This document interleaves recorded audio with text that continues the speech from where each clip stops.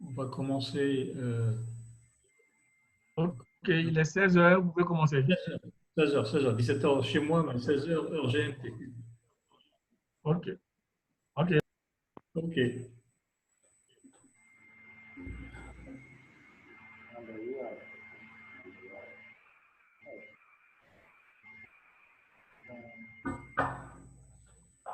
Parfait. Ok. Bienvenue à tous les participants. Euh, Heureux de vous retrouver encore une fois pour ce petit cycle de formation mini-basket en ligne qu'organise FIBA Afrique. Nous avons déjà commencé la semaine dernière avec deux thèmes qui ont été traités. Le premier, c'était la philosophie de la compétition dans le mini-basketball. Le deuxième, c'était le profil de l'entraîneur de mini-basket. Et aujourd'hui, nous allons voir un thème à propos de la défense dans le mini-basketball. Avant de commencer, je vous rappelle juste que cette conférence, on la veut interactif comme la dernière fois. On va vous donner la parole à la fin de la conférence de Coach Roas afin que vous puissiez poser vos questions et il fera de son mieux pour vous répondre le plus succinctement possible. Entre-temps, je vous vais demander de bien vouloir couper votre microphone, couper votre vidéo afin que la bande passante soit idéale et bonne pour la conférence de Coach Roas. Coach Roas, donc, comme je disais, va parler de la défense de mini-basket. C'est un challenge parce que c'est un thème que je connais. C'est un thème qu'il a traité beaucoup sur le terrain et bon, il a essayé, il a fait beaucoup d'efforts pour essayer de vous l'expliquer un peu théoriquement dans ses diapositives. Mais dans tous les cas, Coach Roas, pour ceux qui ne le connaissent pas, c'est un instructeur FIBA WABC. Il est membre de la direction technique nationale de la Fédération marocaine de basketball. Il est notamment en charge du développement avec le mini basketball. Il a aussi des rôles dans les équipes nationales. Mais en tout cas, c'est un de nos plus grands spécialistes de mini-basketball et ça nous fait toujours plaisir de l'écouter et de partager avec lui sa vision et sa philosophie mini-basketball. Alors, sans trop tarder, je passe la parole à Coach Roas et je vous retrouve en fin de conférence. Coach, c'est à vous. Merci, Coach Amri, merci, chers collègues. Donc, bienvenue à tous les participants dans la suite de notre formation. Comme Coach Amri l'a bien précisé, c'est un thème qui n'est pas aussi facile, tout simplement parce que c'est un thème qui est purement pratique qui doit être déjà fait sur le terrain. Mais non, pour un challenge pour moi, un challenge pour FIBA Afrique, un challenge pour nous tous, d'essayer de le mettre en théorie et essayer de vous amener le maximum d'informations, le maximum de connaissances, le maximum d'expérience personnelle et d'expérience d'autres entraîneurs concernant comment traiter le thème de la défense au mini-basket. Donc, le titre, c'est l'introduction de la défense au mini-basket. À partir de quel âge on peut l'introduire, comment l'introduire et bien sûr, quelques contenus techniques et tactiques plus ou moins collectifs, quoique dans cette catégorie d'âge, on ne va pas trop parler de tactique collective, mais il y a des astuces, il y a des trucs qui sont collectifs, qu'on doit transmettre à nos joueurs, mais dans une étape déterminée, de leur formation. Donc, pour parler de la défense mini-basket, donc on sait pertinemment que les enfants, déjà, les enfants aiment plus attaquer que défendre. Donc, et bien sûr que même le travail des entraîneurs de mini-basket et des éducateurs de mini-basket doit être axé plutôt sur l'attaque que sur la défense, mais ça n'empêche pas qu'il faut aborder la défense avec des jeux, avec des situations ludiques, sans que les enfants se rendent compte qu'ils sont vraiment en train de jouer, de faire de la défense. Et donc, tout simplement parce que le risque qui peut se produire chez n'importe quel entraîneur de mini-basket quand il veut introduire la défense, c'est qu'il peut s'affronter à une situation où les enfants ne vont pas aimer la défense, surtout si on va la présenter d'une manière comme on fait qu'on la présente ou l'entraîne avec les grands, c'est-à-dire avec les U14 et avec les U16. Donc ça, c'est une pédagogie spéciale. c'est une approche vraiment spéciale pour essayer de partager avec vous cette expérience de mini-basket et surtout la défense au mini-basket. Donc, pour introduire la défense au mini-basket, donc il faut l'introduire avec des concepts qui sont éducatifs, des concepts ludiques, et comme je disais, et avec des jeux, et aller doucement avec eux, respectant les étapes d'apprentissage. Donc, 8 ans, 9 ans, 10 ans jusqu'à 11 ans, donc chaque étape, on peut introduire un petit truc de concepts défensifs qui vont aider l'enfant à acquérir des aspects défensifs. Donc, et pour cela, donc n'oublions pas que le mini-basket, on l'a déjà dit, c'est une fête, c'est une kermesse, donc on ne doit pas prendre le risque de présenter aux enfants des choses qu'ils ne vont pas aimer. Donc je prends toujours l'exemple du kermesse. Dans une kermesse, les responsables ou les boss d'une kermesse ne vont pas mettre en place un jeu ou un atelier, par exemple, où les enfants ne risquent même pas d'aimer ou ne veulent même pas essayer de passer de bons moments là. Donc, pour cela, donc d'abord, quelle défense en mini-basket? Ça, c'est très important de poser cette question. Donc, on doit rappeler qu'en mini-basket, on ne parle que de la défense individuelle, défense au marre. On ne parle pas de la défense de zone est strictement interdite. Malheureusement, je le dis malheureusement, je ne dirais pas que quelques entraîneurs dans des compétitions le font exprès, mais ils ne donnent pas beaucoup d'attention à cet aspect-là. Donc, sans se rendre compte que les enfants sont en train de défendre en zone, c'est-à-dire que chaque joueur ne suit pas un autre joueur, mais malheureusement, j'ai vu personnellement quelques matchs de mini-basket où les enfants sont placés en zone sans se rendre compte. Donc voilà. Et pourquoi la défense individuelle? Qu'est-ce qu'elle représente, cette défense individuelle? Qu'est-ce qu'elle représente pour les enfants? D'abord, c'est un vrai challenge. Pourquoi un challenge pour l'enfant? Parce que l'enfant, à cet âge-là, en mini-basket, les enfants, ils aiment les défis. Donc, quand on lui dit que toi, tu vas prendre un tel joueur, donc lui, dans sa tête, il veut vraiment faire son maximum pour arrêter toutes ses actions, pour ne pas le laisser recevoir la balle, quand il a le ballon, pour le neutraliser ses intentions d'aller au panier. Donc, c'est un challenge entre le défenseur et l'attaquant. Ça, c'est très important et je le redis, les enfants aiment le challenge. Et c'est une responsabilité. Pourquoi une responsabilité individuelle? Et c'est une responsabilité collective qu'on va voir après. C'est une responsabilité individuelle parce que l'enfant, il sait pertinemment qu'il a une responsabilité qu'il doit faire correctement. Et cette responsabilité, ça risque s'il ne le fait pas correctement, donc ça risque plus ou moins de nuire à un travail qui se fait au niveau de l'équipe qu'on va voir après.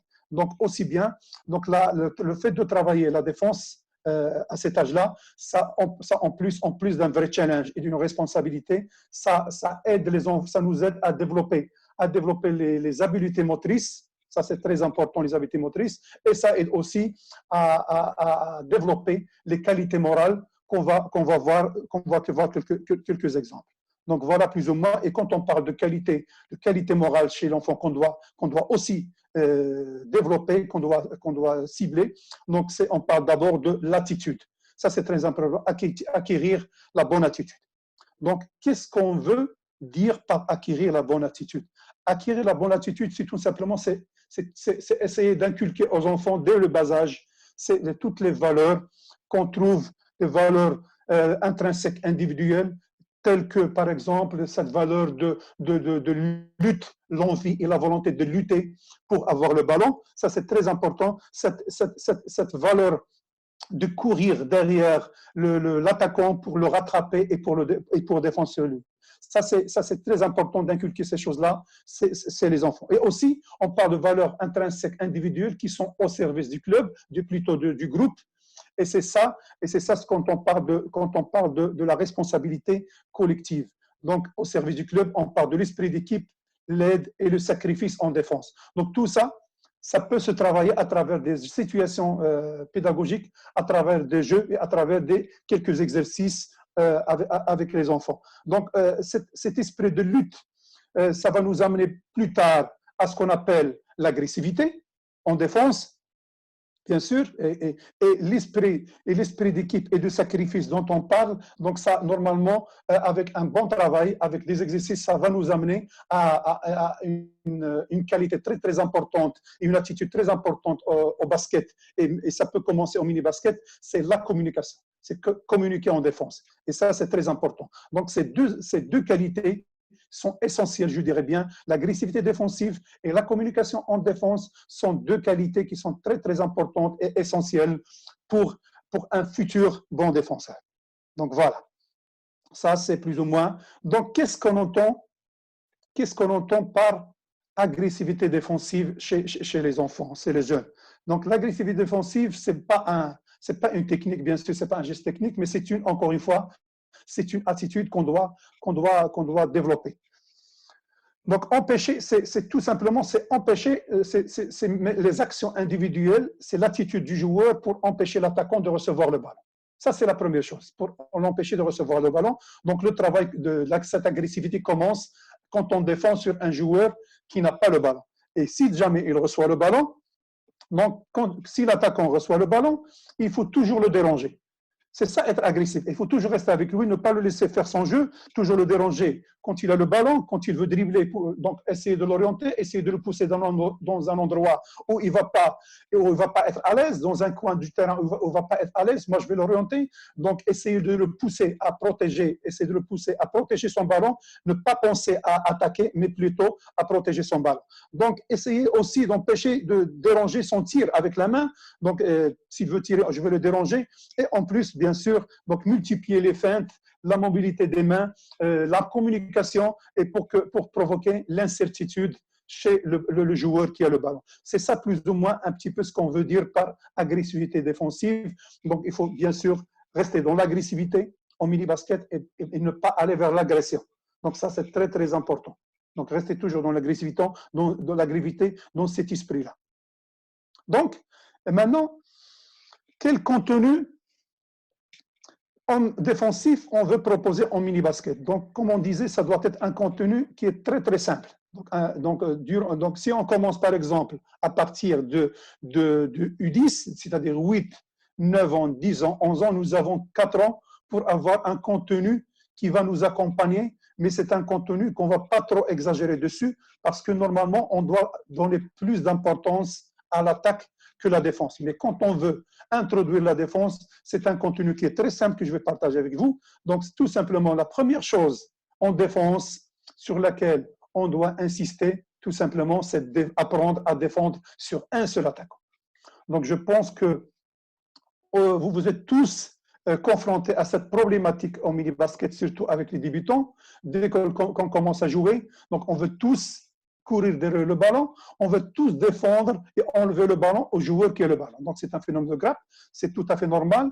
Donc il faut commencer avec en plus des qualités morales dont on a parlé. Donc, commencer déjà par le début, c'est défendre sur un seul attaquant. Chacun son vis-à-vis. Ça, c'est la première chose. Deuxièmement, donc, apprendre à défendre sur un attaquant qui a le ballon et bien sûr, apprendre à défendre sur un attaquant qui n'a pas le ballon. Donc, ça, c'est une progression qui est dans le contenu. Donc, après, attaquant avec ballon, normalement on doit faire trois situations. Donc, avant, il n'a pas encore dribblé, en train de dribbler, a arrêté de dribbler, mais la première n'a pas encore dribblé, c'est un aspect qu'on va laisser après. Mais le plus important, quand il a commencé à dribbler et quand il a arrêté de dribbler. Ça, c'est très important.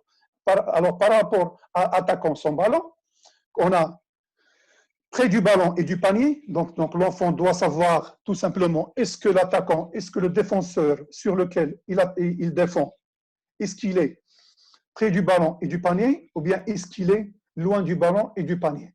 Et cette dernière-là, si vous voyez par exemple cette dernière loin du ballon et du panier, c'est à la fin de la phase d'apprentissage du mini-basket qu'on va insister dessus. Mais dans un premier temps, on va voir sur quoi on va insister. Est-ce que vous me suivez jusqu'à maintenant? Coach? Oui, on t'écoute très bien, coach, ça va. D'accord. Les candidats, ça va? Est-ce qu'ils suivent avec moi? Les candidats, est-ce que c'est bon? La majorité répondent par oui, donc je pense que vous pouvez continuer. D'accord, parfait. Donc là, c'est comme je vous ai dit, l'attaquant avec ballon qui est en train de dribbler et arrêter de dribbler et près du ballon et du panier, ça c'est une responsabilité individuelle. Mais à partir de là, quand on commence à travailler, à voir que l'attaquant, comment défendre sur un joueur sans ballon et qui est loin du ballon et loin du panier, et c'est là on va parler de responsabilité. RC, c'est la responsabilité collective. Donc c'est tout ça doit être, comme je dis, bien géré et distribué sur toutes les phases de l'apprentissage en mini-basket. Donc, c'est quoi le rôle du défenseur qui défend sur joueur avec balle? C'est très simple. Donc, l'empêcher bien sûr de tirer au panier. Ça, donc, l'enfant doit comprendre ça parce que dès qu'il reçoit le ballon, s'il veut tirer, donc je dois l'empêcher. L'empêcher bien sûr de pénétrer, d'aller au panier pour pénétrer, l'interdire de faire des passes faciles. Donc c'est là où on a parlé d'agressivité. Donc agressivité et cette volonté d'être toujours actif, d'avoir les mains toujours actives et d'être très présent. Et bien sûr l'empêcher de prendre le rebond. Et ça c'est encore une fois, ça c'est en dernière étape. Donc ça c'est la dernière étape de l'apprentissage du mini-basket. Donc c'est quoi le rôle du défenseur qui défend sur un attaquant sans ballon, c'est-à-dire défense sur joueur non porteur de ballon? Tout simplement, c'est essayer de récupérer le ballon. Donc, à cet âge-là, je pense qu'il faut laisser les joueurs utiliser leur instinct, leur prise de risque. Il ne faut pas leur couper les ailes. C'est très, très important parce qu'ils veulent le ballon. On veut leur inculquer cette volonté d'aller chercher le ballon, de récupérer le ballon, même d'essayer de voler le ballon. Ne leur dites pas non, il ne fallait pas voler le ballon, il fallait faire ça. Donc, laissez-les s'exprimer en défense. C'est après, quand ils vont grandir, quand ils vont savoir, et quand ils grandissent en défense, les défenseurs, les attaquants, bien sûr, vont avoir beaucoup plus de capacités, ils vont avoir beaucoup plus de compétences, ils vont être beaucoup plus dangereux. Et c'est là, on va leur dire, vous pouvez faire ça, que vous pouvez pas faire ça en défense. Donc, interdire, empêcher la réception facile de ballon, donc essayer d'intercepter le ballon, et bien sûr, interdire de prendre le rebond offensif. Ça, c'est en dernière étape d'apprentissage, et aider ses coéquipiers. Et ça, c'est la responsabilité collective en défense avec un défenseur qui n'a pas le ballon. Donc, les deux dernières, je dirais bien, la première et la deuxième, ça concerne tout simplement la première étape d'apprentissage et interdire de prendre le rebond offensif et aider ses coéquipiers. Ça, c'est la deuxième et la dernière étape d'apprentissage de mini-basket en défense. Donc, moi, j'aimerais bien, vous savez que je suis aussi un homme de terrain et j'ai entraîné pas mal d'années, plus de 10 ans, des enfants de mini-basket et j'ai eu le privilège et l'honneur vraiment, j'ai passé vraiment des années extraordinaires sur le terrain.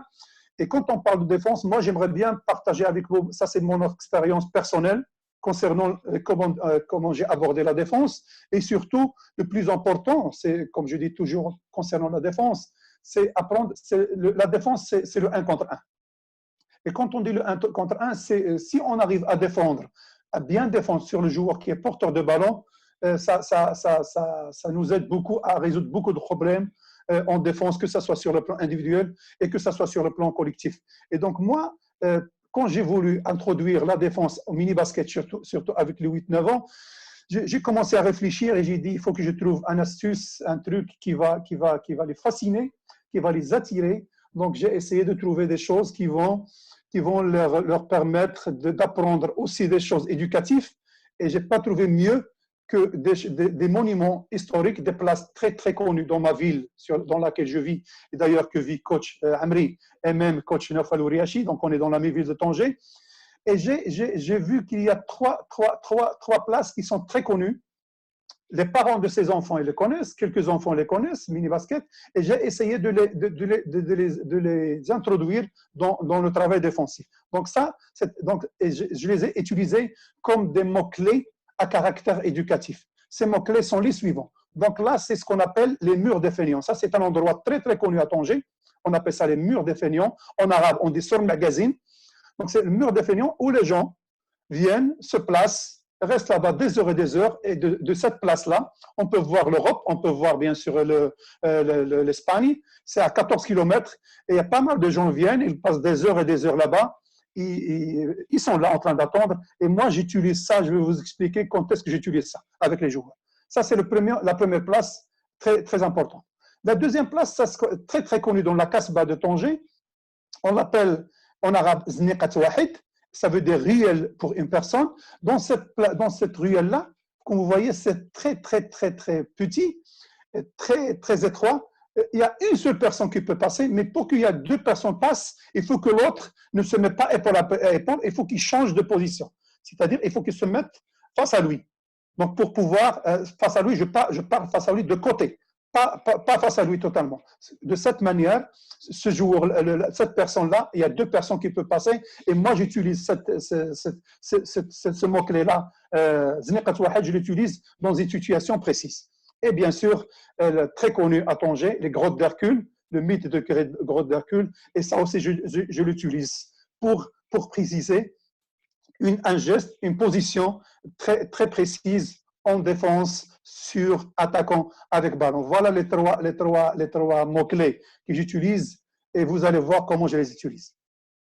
Donc, comment j'utilise, quand est-ce que j'utilise ça? J'utilise le mur de feignant, c'est quand il y a une situation de 1 contre 1 avec un attaquant et un défenseur, comme vous voyez ici, et quand l'attaquant dépasse le défenseur et le défenseur ne réagit pas et reste à sa place en train de regarder. Donc, pour le taquiner, tout simplement, c'est un astuce psychologique pour le taquiner. Je lui dis, cher Ahmed, tu as passé beaucoup de temps dans le mur des feignants, tu as oublié que tu es dans le mur des feignants, donc il faut revenir. Donc, quand je lui dis, quand tout le monde écoute mur des feignants, ça veut dire que le garçon a oublié de revenir en courant pour défendre. Ça, c'est le premier aspect. Le deuxième, donc voilà, tout seul. Le deuxième, quand est-ce que j'utilise le mot Zniqat Wahid au réel d'une personne, c'est quand le joueur qui est là, qui ne contrôle pas, et on va le voir après, qui ne contrôle pas son attaquant, donc il doit l'accompagner de cette manière-là, avec cette position-là, pour pouvoir le rattraper et puis défendre sur lui. Et c'est en ce moment-là que je dis à l'enfant, il fallait faire la position de Zniqat Wahid. Donc, sans lui expliquer tout ça, donc c'est un mot-clé que l'enfant va toujours, je lui dis, donc lui il court, je lui dis, Zniqat Wahid, ruelle d'une personne, ça veut dire il doit courir pour rattraper, donc courir les mains en haut, sans toucher, sans toucher bien sûr je reprends, il est là, donc le suivre pour essayer de le rattraper et après défendre sur lui. Ça c'est le deuxième. Et le troisième, bien sûr, donc le troisième mot-clé, c'est grotte d'Hercule. Bien sûr, on sait pertinemment quand on est dans une grotte, on ne peut pas rester debout, on doit avoir la position fléchie, sinon on va se heurter la tête. Donc, dès que l'enfant entend que c'est les grottes d'Hercule, position grotte, ça veut dire qu'elle doit être fléchie, position basse pour défendre. Et quand est-ce qu'on utilise cette position-là? Quand on est en train de contrôler notre attaquant face à face, et donc je dois me mettre en position de défense pour défendre sur lui et essayer de l'accompagner, de l'orienter, de le cadrer pour ne pas le laisser aller vers le panier.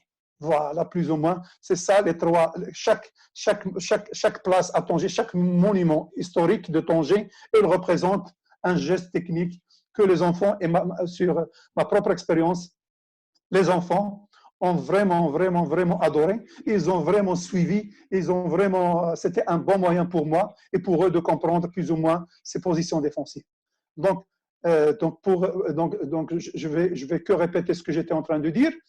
Là, donc puisque je ne le contrôle pas, donc elle est dans situation de ruelle d'une personne, donc je suis dans un de ses côtés, donc courir avec lui pour le rattraper et se mettre face à lui. C'est ce que j'ai déjà expliqué. Donc je le contrôle, donc je suis en position fléchie, donc grotte, donc le suivre avec des déplacements défensifs, l'empêcher d'aller facilement vers le panier. C'est ce que j'ai expliqué. Donc voilà. Maintenant, dernière étape de formation mini-basket. Donc, défense sur attaquant avec ballon. Sur quoi je vais insister sur attaquant avec ballon? Donc, très important, c'est ce que j'ai dit. Au début, il n'a pas encore dribblé. Ça, c'est dans la dernière étape qu'on va entrer dans quelques détails. Au début, vous avez vu, j'ai entamé, j'ai introduit la défense d'une manière globale. Au fur et à mesure qu'on va dans l'apprentissage, qu'on est en train d'introduire, on va plus ou moins, pas totalement à l'analytique, mais on est en train de donner beaucoup plus de tâches, beaucoup plus d'informations à nos joueurs. Donc, faire pression à distance raisonnable. Donc, c'est après qu'ils vont comprendre la distance d'un bras, mais là, c'est à une distance raisonnable et prendre ses précautions pour ne pas se faire, bien sûr, déborder. Ça, c'est le joueur qui n'a pas encore dribblé. Il a entamé le dribble, donc l'orienter, comme j'ai dit, vers l'un des côtés pour lui causer des difficultés à jouer. Et bien sûr, être agressif avec des mouvements de bras pour provoquer des erreurs. Donc, la dernière étape, la dernière, c'est quand il a arrêté de dribbler, c'est ça, la réaction normale des joueurs, c'est se sauter vers avoir le ballon. Mais non, on doit réduire la distance, faire la pression sur le joueur avec activité des mains et de ne pas essayer d'enlever le ballon. Ça, c'est très important. S'il va essayer d'enlever le ballon, il va faire faute, mais lui dire que c'est les autres, c'est la responsabilité collective des autres. Toi, ta responsabilité, quand il arrête de dribbler, c'est de l'empêcher de faire une bonne passe, mais la responsabilité des autres, c'est d'essayer d'avoir le ballon. Donc, la responsabilité maintenant, défenseur attaquant son ballon, donc près du ballon et du panier, on a dit loin du ballon et du panier, on est toujours sur un attaquant son ballon, donc ça c'est une responsabilité individuelle, et là il y a une responsabilité collective qu'on doit tous savoir.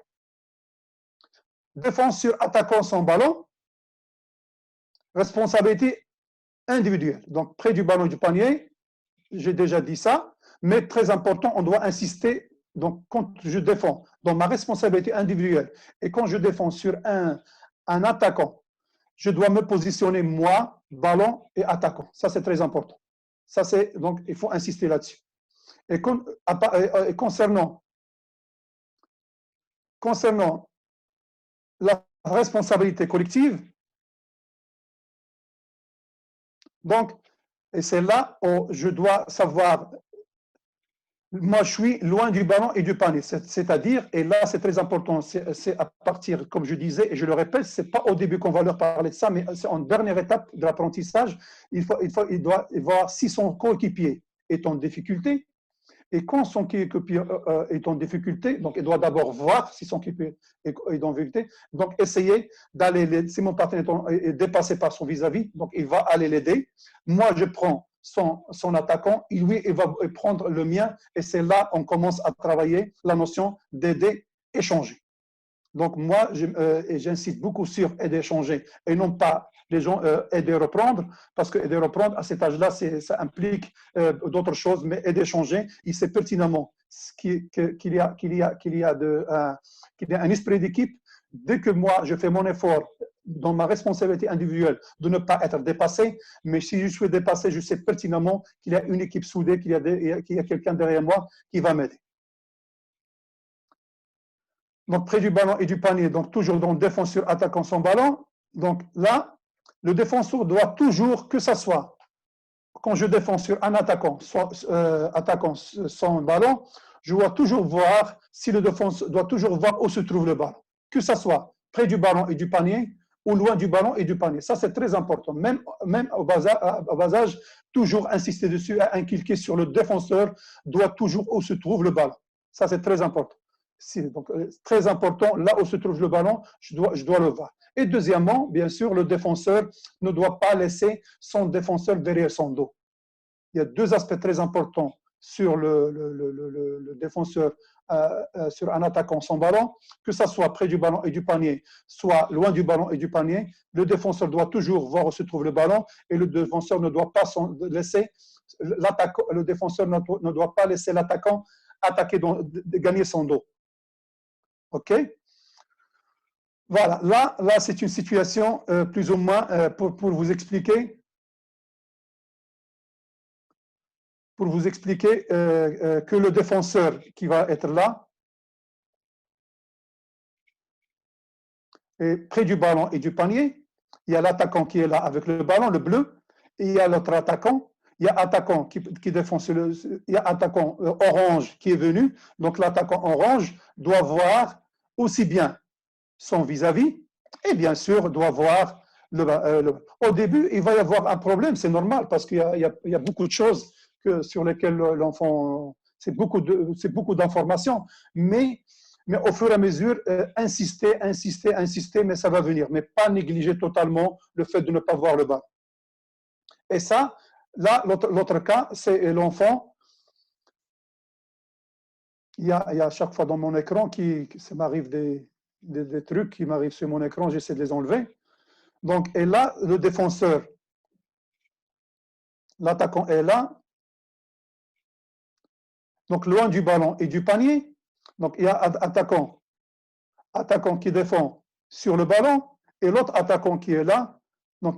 Donc, au début, même si cet attaquant-là, est-ce que vous voyez mon pointeur ici?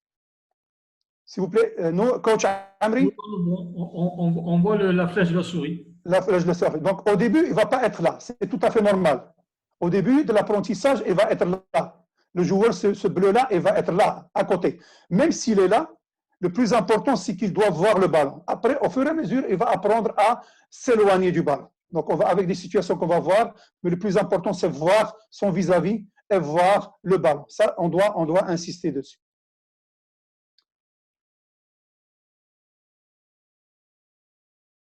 Donc, au niveau aux dernières étapes du mini-basket aussi, un simple rappel, quand on commence à travailler les aspects collectifs de 3 contre 3 et tout ça, donc très important que l'aspect offensif, l'attaque, doit être prioritaire.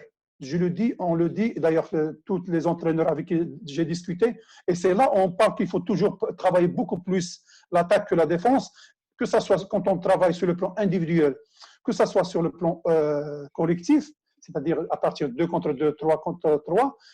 Donc, il faut donner plus d'importance à l'attaque, à la défense, tout simplement parce que on risque le travail défensif qu'on va essayer de faire, les concepts défensifs, risque de nuire à notre travail et vraiment casser notre travail défensif, parce que les enfants, si la défense est très très bonne à cet âge-là, si notre équipe défend bien, les attaquants vont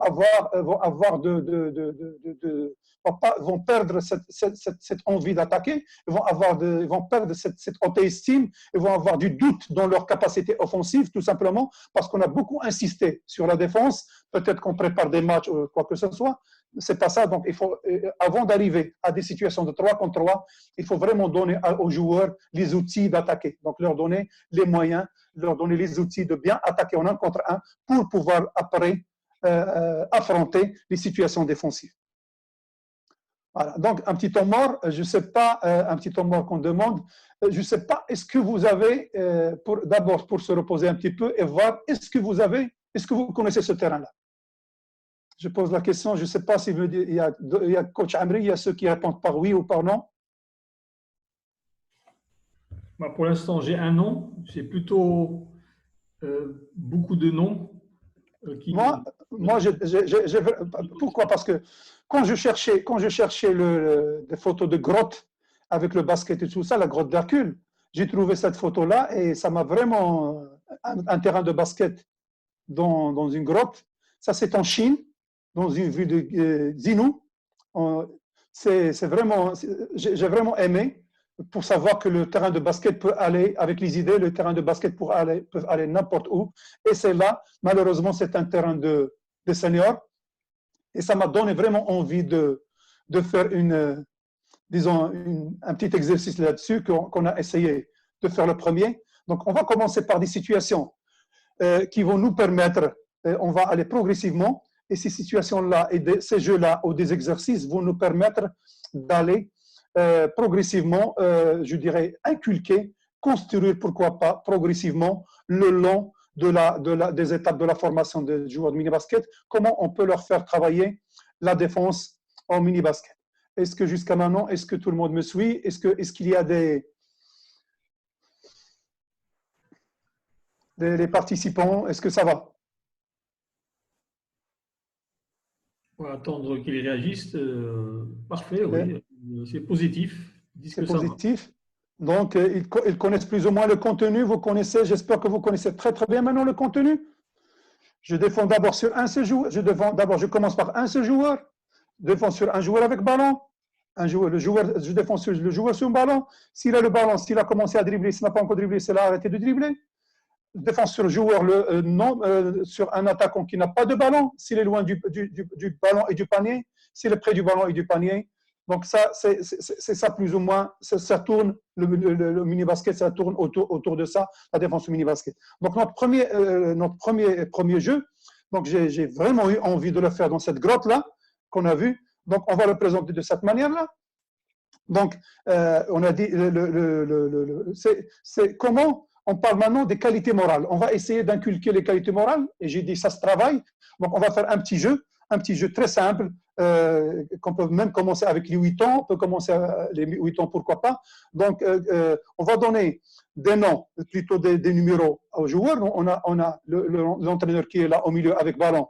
Donc, il va donner à 6 joueurs ou 7 joueurs un numéro 1, 2, 3, 4, 5 et 6. La même chose pour l'équipe des oranges. Donc, 1, 2, 3, 4, 5 et 6. Donc, l'entraîneur doit faire très, très attention ici en faisant les groupes. Ça, c'est très, très important concernant la méthodologie de travail et l'entraînement. Quand on fait le groupe et surtout quand on fait les duels, très important de respecter les compétences de chaque enfant. Donc, je donne le numéro 1 à un bleu, mais quand je donne le numéro 1 à un orange, j'aimerais bien qu'il soit tous les débutants, qui soient, par exemple, ils ont les mêmes qualités physiques, plus ou moins, plus ou moins, pour que quand il y a un duel, on ne veut pas que l'un d'eux ait du mal à suivre l'exercice. Et surtout, on veut qu'il garde l'enthousiasme, il garde l'envie de jouer et ne pas dire, moi, je vais être battu par mon partenaire. Et ça, c'est très, très important. Donc, par exemple, l'entraîneur, et on met 2 plots ici. Ça, c'est une zone où les joueurs les deux compétiteurs vont arriver là-bas. Donc, c'est très simple. Il appelle par exemple 3. Donc, les 2 joueurs 3, il vient vers lui. Donc, lui, il donne un peu d'espace. Donc, il fait un petit entre-deux. Et les 2 joueurs doivent sauter pour essayer de s'approprier le ballon. Et c'est à partir de là qu'on commence ce travail ludique, comment l'envie, la lutte pour avoir le ballon. Donc, tout simplement, il y a quelqu'un d'eux, bien sûr, va avoir le ballon. Donc, l'entraîneur va faire attention pour ne pas rester sur le sens du terrain. Donc, le joueur qui a reçu le ballon, c'est l'orange. Il peut décider d'aller vers ce côté-là, comme il peut décider d'aller vers ce côté-là. Donc, et le défenseur, il doit, à travers le gestuel de l'attaquant, déjà anticiper et lire plus ou moins de quel côté va partir l'attaquant, pour que lui, il doit aller en courant pour essayer d'arriver ici avant le joueur avec ballon. Donc déjà, on est là en train de travailler de la course, on est en train de travailler la vitesse, on est en train de travailler le dribble, on peut travailler pas mal de choses, mais nous, à travers cet exercice-là, c'est encourager cette lutte d'abord pour avoir le ballon, quand on saute pour avoir le ballon, et pourquoi pas courir pour essayer, même quand il a l'attaquant, c'est lui qui a eu le ballon, moi le bleu qui n'a pas eu le ballon, donc mon travail n'est pas terminé, donc moi je suis là, j'ai encore de la volonté pour courir et terminer ma tâche face au joueur qui a reçu le ballon. Donc il va courir, et lui, l'autre, il court pour aller, essayer d'arriver à l'espace là-bas, avant lui, comme par exemple, après, on peut faire une variante, par exemple, il va en dribblant, et lui, le bleu peut aller, si on veut travailler le 1 contre 1, il peut aller défendre sur lui, tout dépend de ce que vous voulez travailler, mais le plus important, c'est d'aller progressivement en fonction du niveau de nos joueurs. Donc ça, c'est la première situation concernant cette lutte pour s'approprier le ballon. Donc, on va sortir bien sûr de cette grotte, on va prendre un terrain qui est plus vaste, avec plus de lumière. Donc, toujours dans l'esprit. La deuxième situation, c'est toujours dans l'esprit de développer une bonne attitude, esprit de lutte pour récupérer le ballon. Donc,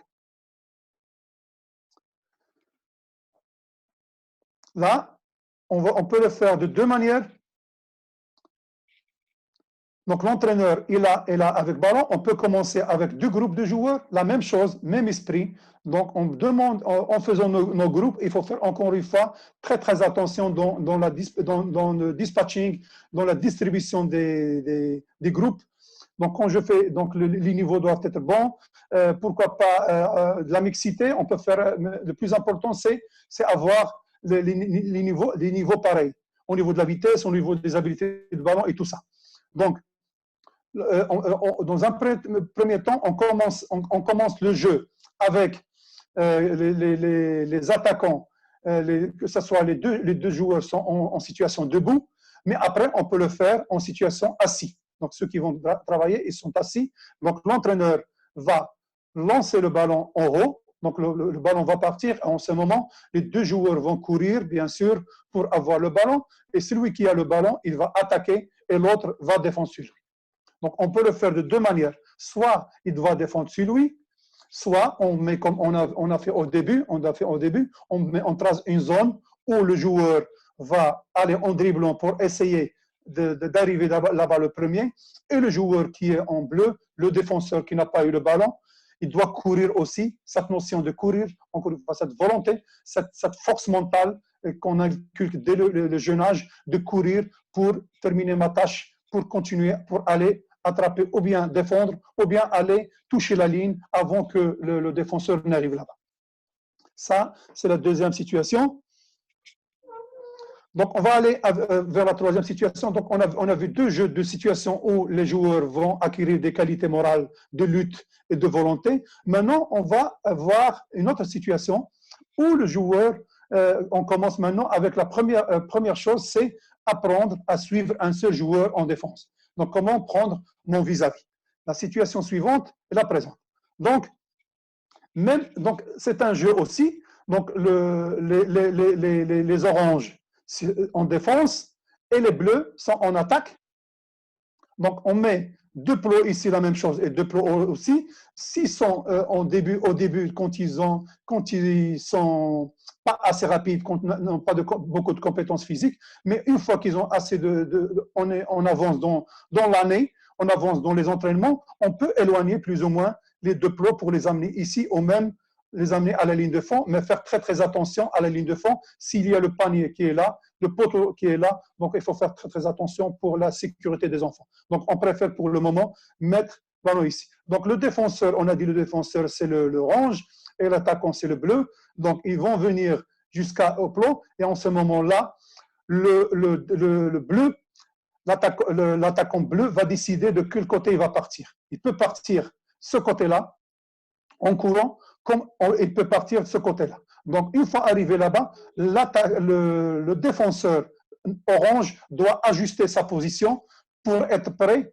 aux 2 sens. C'est-à-dire, il doit pas, s'il reste là, l'exemple, si le défenseur reste là, l'attaquant bleu, il va partir ce côté-là, donc il va avoir du mal à arriver avant lui ou arriver en même temps que lui. Donc, il doit changer de position, se mettre là, et avec une position lui permettant de voir s'il peut partir ce côté-là ou ce côté-là. Donc, s'il peut partir là, comme il peut partir là, donc s'il part de ce côté-là, donc il doit aller en courant pour essayer de le rattraper. Donc, est-ce que vous suivez jusqu'à maintenant? Est-ce que vous avez du mal à suivre avec moi les 3 situations, s'il vous plaît? Je veux des réactions de la part des participants.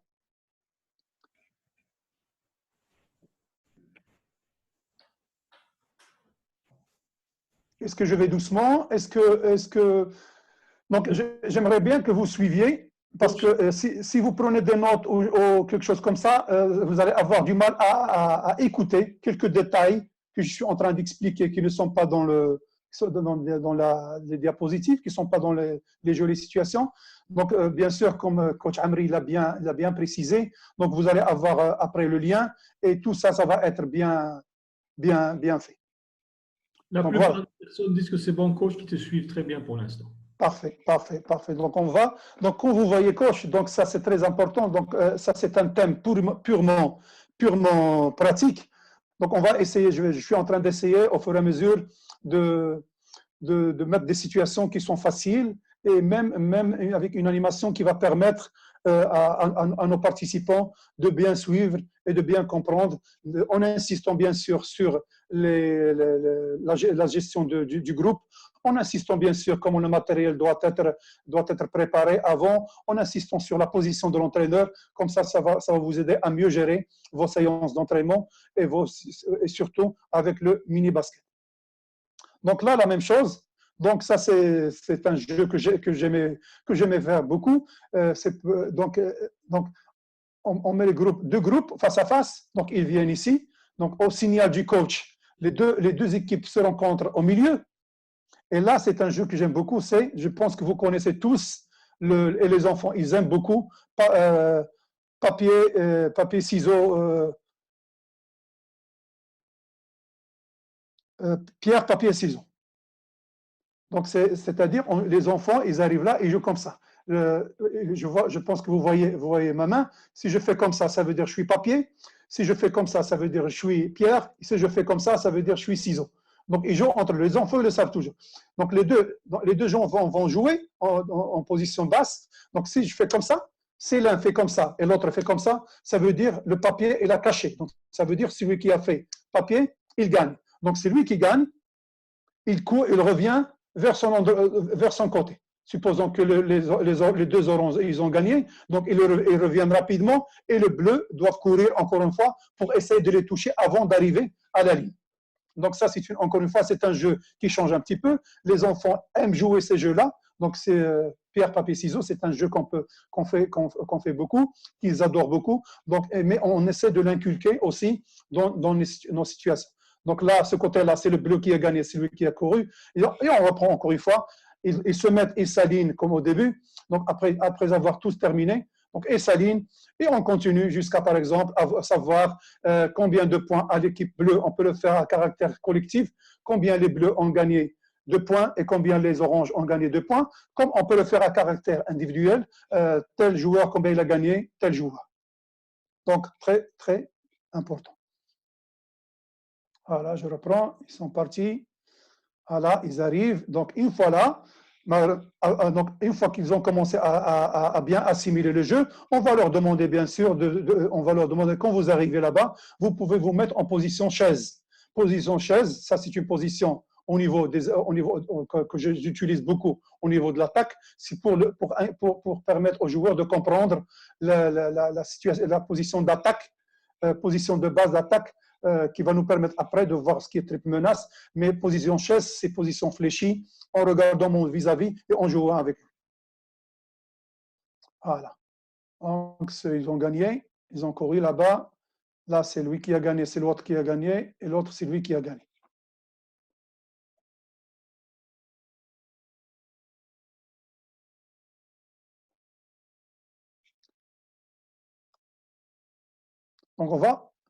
Donc maintenant, on va partir encore une situation, on va suivre un seul joueur. Là-bas, c'était un jeu pour suivre le joueur, mais maintenant, on va le voir sur une situation réelle de jeu à 3 contre 3. Donc, les 3 joueurs, ça, c'est les défenseurs. Ça, c'est les défenseurs. Les bleus sont des attaquants. On commence à 3 contre 3. Après, on peut faire des situations à 4 contre 4. Très, très important, la sécurité des enfants. On ne peut pas faire plus de joueurs au début parce que sinon, ils vont commencer à courir dans tous les sens. Et on risque d'avoir des problèmes. On peut même commencer à 2 contre 2 et les obliger à aller chacun dans un couloir précis. Donc, les deux, comme je disais, donc les deux, celui-là, donc, quand ils ont bougé, au signal, en bougeant. Quand ils bougent, on va leur rien dire au début. On ne va rien dire au début. Et la réaction normale, c'est que quand ils vont courir, ils vont avoir du mal à suivre. Pourquoi? Parce qu'ils ne savent pas qui prendre. À la rigueur, ceux qui sont sur le terrain, ils savent prendre tout simplement. Ils savent, chacun prend son vis-à-vis parce que quand ils bougeaient, ils étaient en train de communiquer. Et ça, c'est très important, c'est un jeu qui va permettre que normalement, et il doit permettre aux joueurs, ils sont en train de travailler et communiquer en même temps. Peut-être ils savent les noms il va leur dire, et les prénoms de leurs copains, ils sont en train de bouger, ils sont en train de dire, moi je prendrai Jawad, moi je prendrai Jacques, moi je prendrai, vous voyez, donc, et on fait comme ça. Et dès que l'arbitre, plutôt l'entraîneur donne le signal, donc chacun doit suivre son vis-à-vis et essayer de le toucher avant d'arriver à la ligne de fond. Donc ça c'est, donc comme je dis, donc une variante.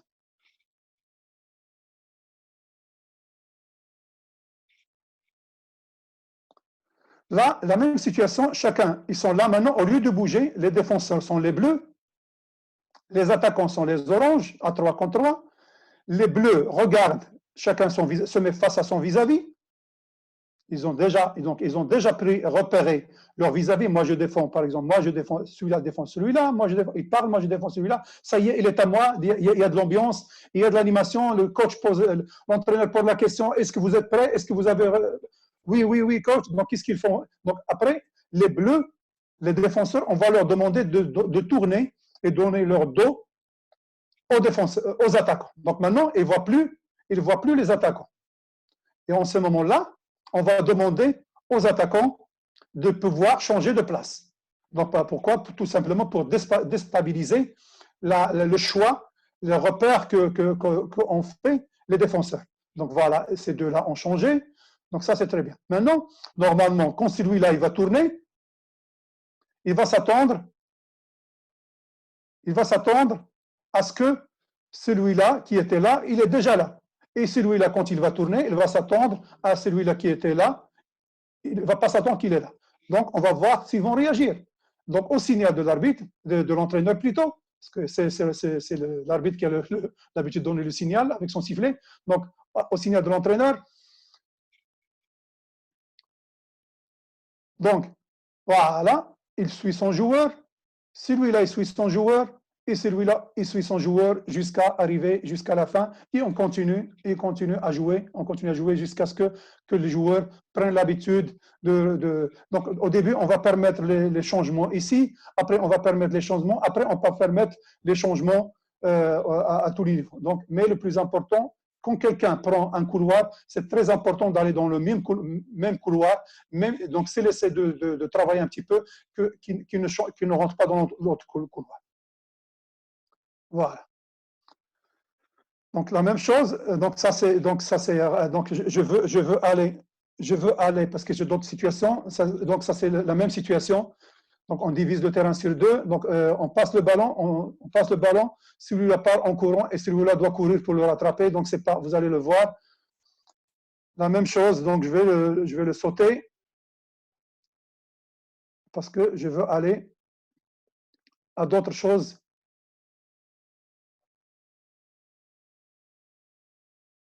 Excusez-moi. Ça, vous allez parler d'autres choses. Là, ça, c'est un circuit touristique dans lequel je ne vais pas trop insister, que j'aime faire beaucoup.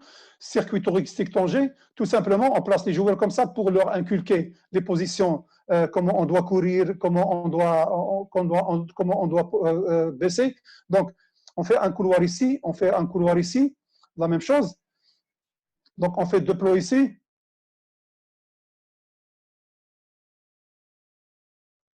Et les joueurs, ils vont partir à deux, un attaquant, un défenseur, ils vont partir à deux.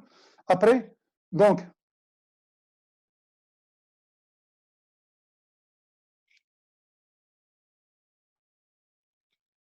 comme j'ai dit, on travaille sur le deuxième terrain. Donc, la première chose, ils sont en situation d'attente, ils sont là, donc ils ne doivent pas trop attendre, donc on ne veut pas qu'ils restent trop dans le mur défendant. Ça, c'est très important.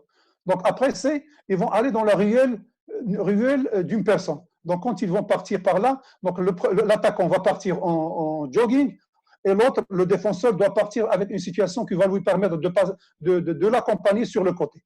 La situation qu'on a vue. Une fois arrivé là-bas, donc c'est les grottes. Donc, c'est la grotte. Donc, on doit se mettre en situation défensive basse, position défensive basse, assis, basse, et demander aux joueurs de suivre en déplacement défensif, d'aller vers ce côté-là et vers le côté-là. Donc, tout simplement. Donc là, donc pour travailler, maintenant pour essayer de travailler la position défensive de base et les déplacements défensifs, moi j'aime bien utiliser un petit jeu que j'appelle le miroir. Donc on place, on se met à 2 contre 2, plutôt 1 contre 1, on met 4 plots. Donc on demande il y a un attaquant et un défenseur, et on demande à l'attaquant de bouger. Par exemple, il bouge ce côté-là pour toucher le plot. Et le défenseur doit faire la même chose, comme s'il voit son miroir. Si celui-là va ce côté-là, donc lui, celui-là, l'attaquant essaie d'aller toucher ici, lui aussi doit aller toucher en même temps. Donc s'il a du retard, ça veut dire qu'on n'a pas respecté, on n'est pas dans le miroir. Donc il voit pas, c'est comme il voit son image dans le miroir. Donc il va par là. Il va là, il le suivre, il change de côté et le suivre. Après, donc à chaque fois que l'attaquant touche le plot avant l'autre, donc il marque un point. Et après 10 secondes, par exemple, on peut changer. Donc ça va leur permettre de bouger. Donc d'abord, on insiste sur la position fléchie. Au fur et à mesure dans l'apprentissage, c'est à partir de là qu'on va leur demander de ne pas se toucher, de faire des pas rapides et de ne pas des pas courts et de ne pas se toucher les jambes. Mais au début, le plus important, on veut qu'ils fassent une position fléchie. Et au fur et à mesure, eux, ils vont découvrir le fait de faire des petits pas rapides et de ne pas se toucher, ça va leur permettre d'aller beaucoup plus vite dans les déplacements et de toucher les plots pour ce jeu de miroir.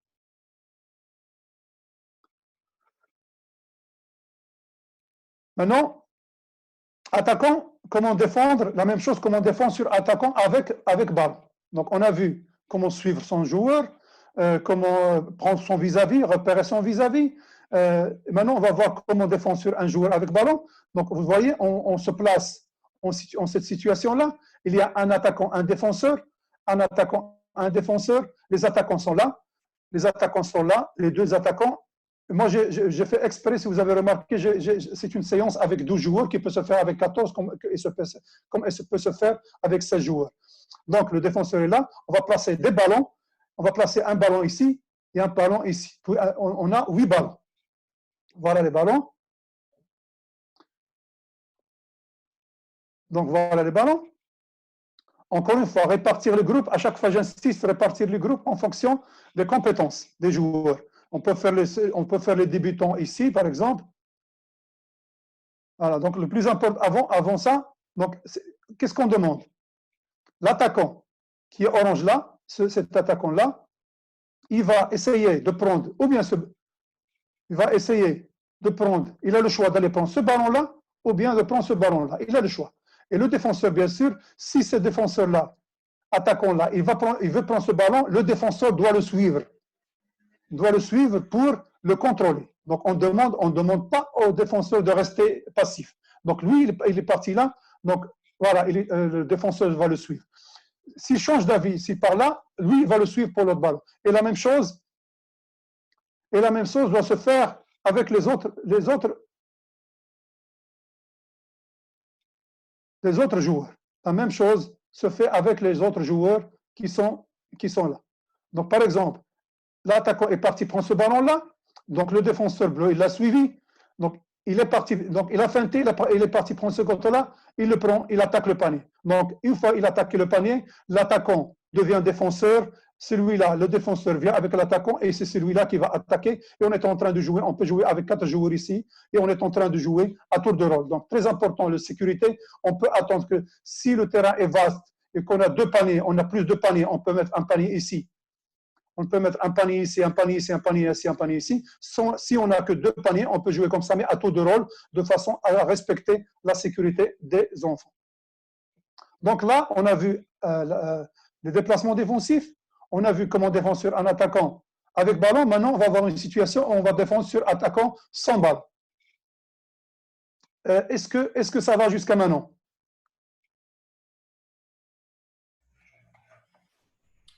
Ça va, coach, ça va. Bon, idéalement, bien sûr, c'est sur le terrain qu'on voit mieux, mais je pense que l'effort que tu as fait, coach, est très bon parce que les gens, ils répondent par oui, ils te suivent pour l'instant, c'est bien. Parce que, comme j'ai dit au début, c'est un thème qui est purement technique. Donc, on a vu, surtout au mini-basket, on a vu quelques aspects théoriques très importants, mais là, j'espère qu'avec cette approche-là, surtout l'approche et la progression. Donc, on a commencé, très important, on a commencé avec comment avoir des qualités de responsabilité, les qualités morales, responsabilité, cette combativité et l'esprit de lutte. Après, on est parti comment, en construisant notre défense mini-basket, comment défendre, comment prendre son vis-à-vis, comment prendre un seul joueur, et après comment défendre sur le joueur avec ballon. Et maintenant, on va voir comment essayer de défendre sur un joueur sans une balle. Donc, on a 3 passeurs. Donc, on met 3 passeurs sur le côté. Donc, c'est un exercice. C'est un exercice qu'on peut faire sur les 2 côtés. On peut faire sur ce côté-là. Comment on peut faire sur ce côté-là? Donc, le noir, c'est le passeur. Donc, on a 3 passeurs, chacun un ballon. On a 2 attaquants qui sont en orange et on a 2 défenseurs. Donc, on veut jouer 2 contre 2. Donc, déjà, on a 5 joueurs qui travaillent dans le même côté. La même chose de l'autre côté. Donc, très important. Donc, les attaquants essaient d'aller recevoir le ballon. Donc, ils ont 3 sources. Ils peuvent aller chercher le ballon ce côté-là, comme ils peuvent aller chercher le ballon ce côté-là, comme ils peuvent aller chercher le ballon ce côté-là. Et le défenseur a pour rôle de ne pas laisser le défenseur, l'attaquant plutôt, aller recevoir le ballon. Donc, faire en sorte, au début, ça va être un peu difficile pour eux, mais le plus important, c'est de le suivre et suivre le sens où il va pour chercher le ballon. S'il arrive à se mettre, bien sûr, à se mettre entre le ballon et l'attaquant, ça va être merveilleux. Mais ça va venir après. Donc, comment le déroulement de l'exercice? C'est très simple. Donc, il va chercher, il va essayer de chercher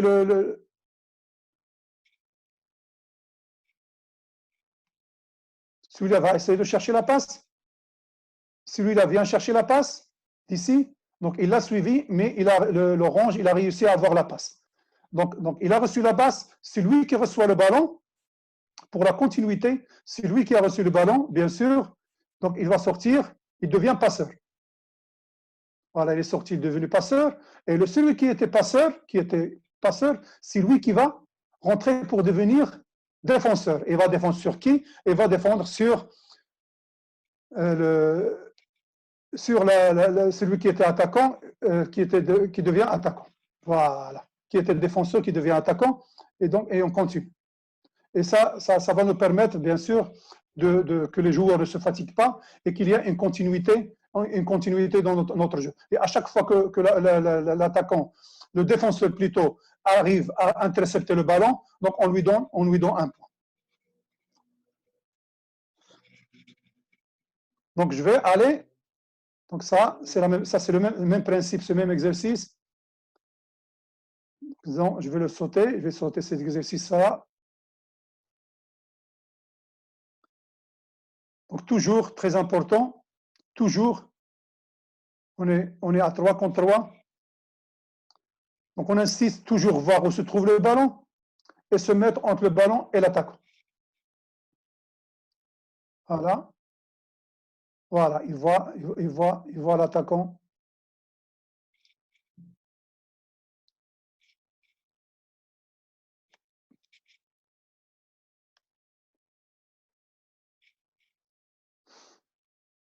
Donc, ce jeu-là qu'on est en train de faire, on joue à 3 contre 3.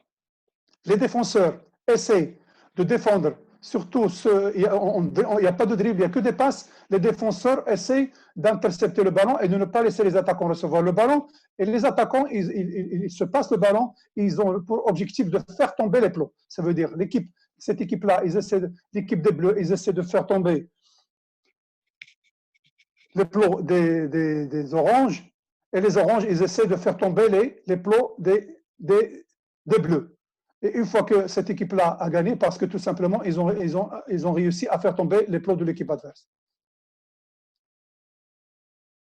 Donc, cet exercice-là qu'on avait vu au début, c'est quand on demande aux joueurs, je sais pertinemment que vous vous rappelez bien, quand on demande à ces joueurs-là de repérer leur vis-à-vis, on va tout simplement introduire le ballon et on leur demande de tourner le dos pour demander ensuite à ces attaquants de changer. Et à partir de là, on va donner le ballon à un des joueurs. Et c'est à partir de là qu'on va travailler la défense sur porteur de ballon et la défense sur non-porteur de ballon jusqu'à arriver ici. Donc, c'est un exercice-là qu'on peut le faire, c'est un exercice qu'on peut le faire progressivement. On peut arriver jusque-là pour arriver à la ligne médiane, comme on peut arriver à marquer, se passer le ballon pour essayer de marquer. Et c'est très important de laisser les joueurs, le plus important que chacun suit son vis-à-vis et leur donner bien sûr l'opportunité d'aller jouer vers le panier et d'aller essayer de marquer. Donc, je reprends. Donc, voilà. Voilà, et c'est parti. On donne le ballon. Voilà, lui, il est parti. Donc, il le suit. Lui, il suit le ballon. Il suit le ballon. Il suit le ballon. Voilà, lui, le 1, il défend sur le porteur de balle. Donc, et là, insister, comme on défend, et lui dire, c'est un challenge, ne pas le laisser aller vers le panier. Le 2, il regarde son vis-à-vis, il regarde le ballon, très important. Et le 3, bien sûr, est près du ballon, il regarde son vis-à-vis, il regarde le ballon. Donc, très, très important, toujours insister là-dessus. Voilà, donc je saute celui-là. Non, je le fais, c'est tout simplement, ça c'est, donc c'est le même exercice. Donc, on essaie de donner la possibilité aux joueurs de jouer de beaucoup jouer, attaquer le panier. Donc, on joue à 3 contre 3. On peut le faire à 2, on peut commencer à 2 contre 2. Les attaquants et les défenseurs ne savent pas pour le moment qui c'est qui va attaquer, qui c'est qui va défendre. Donc, ils tournent autour de l'entraîneur qui a le ballon. Ils sont là. Donc, une fois que l'entraîneur, ils sont autour de la raquette, une fois que l'entraîneur glisse le ballon, il peut glisser le ballon soit à l'équipe rouge, orange plutôt, comme qu'il peut glisser le ballon à l'équipe des bleus. Et c'est l'équipe qui reçoit le ballon. Par exemple, là, il a donné le ballon. Les attaquants, les défenseurs doivent déjà communiquer entre eux pour chacun vis-à-vis. Au cas où ils ne reçoivent pas le ballon, ils doivent aller défendre sur leur vis-à-vis. Donc, ils ont déjà communiqué entre eux. Ils savent, les 3 défenseurs savent pertinemment sur qui défendre. Donc, ils vont les attaquants prennent le ballon, ils vont attaquer dans ce sens-là. Donc, celui-là qui est parti, donc celui-là doit le suivre il a suivi avec retard. Et celui-là, et on va attaquer dans ce panier-là pour attaquer à 3 contre 3. Maintenant, on est presque arrivé à la fin de notre diapositive. Donc, comment inculquer la responsabilité collective? On a vu la responsabilité individuelle. Maintenant, la responsabilité collective, c'est-à-dire l'aide. Donc, tout simplement, on peut le faire sur une situation demi-terrain. La même chose sur l'autre côté, bien sûr. Donc, celui-là, il défend. On a un contre 1. Donc, il y a le bleu défend sur le porteur de la balle. Et celui-là, le défenseur là, il défend sur le non-porteur de la balle. Donc, il doit voir toujours, il doit voir son vis-à-vis et voir le bas. Donc, lui, il passe le ballon, il reçoit le ballon, l'attaquant reçoit le ballon. Le défenseur, l'attaquant plutôt, il coupe, va vers le côté opposé. Donc, et là, très important que ce défenseur-là continue, et c'est là où commence l'aide pour pouvoir aider après. Donc, il doit voir son vis-à-vis, il doit aussi voir le ballon. Donc, et le défenseur du porteur le ballon, tout simplement, il va essayer de toucher le plot qui est là. Au moment où il va toucher le plot, et ça, bien sûr, ça, c'est pas un jeu, ça, c'est un exercice qu'on va faire, bien sûr, à la fin de l'apprentissage, quand on a déjà assimilé la responsabilité individuelle, et là, c'est la responsabilité collective. On ne peut pas commencer par cet exercice-là. Donc, il va aller, donc on va voir et on va demander, bien sûr, à ces joueurs-là d'aller aider. Et puisque ce joueur-là est parti aider parce que celui-là allait marquer, le joueur-là, il a déjà l'habitude d'aller courir pour rattraper et pour aider. Donc, il va aller.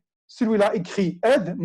Donc, il rassure son copain. Et celui-là, il court en criant change. Donc, il change. Celui-là, il prend le porteur de ballon. Et celui-là, il prend son attaquant. Comme ça, avec cet exercice-là, on essaie de les inculquer à s'aider entre eux. Donc là, le dernier exercice qui est là, donc la même chose. Donc on a deux plots, on met deux attaquants ici avec ballon et on met deux défenseurs. Un se met ce côté-là et l'autre se met ce côté-là, comme vous voyez dans le terrain. Donc ça, c'est deux défenseurs. Donc on va demander aux deux attaquants de venir jusque-là. Celui-là va en dribblant jusque-là et son partenaire va venir aussi jusque-là. Donc, et les deux défenseurs vont défendre. Donc après, les deux attaquants vont avoir le choix d'attaquer soit à 2 contre 1 ce côté-là, soit à 2 contre 1 ce côté-là, et on va voir la tâche des deux défenseurs. Donc ils sont partis en dribble, l'autre parti en course. Donc il y a un défenseur, le deuxième défenseur.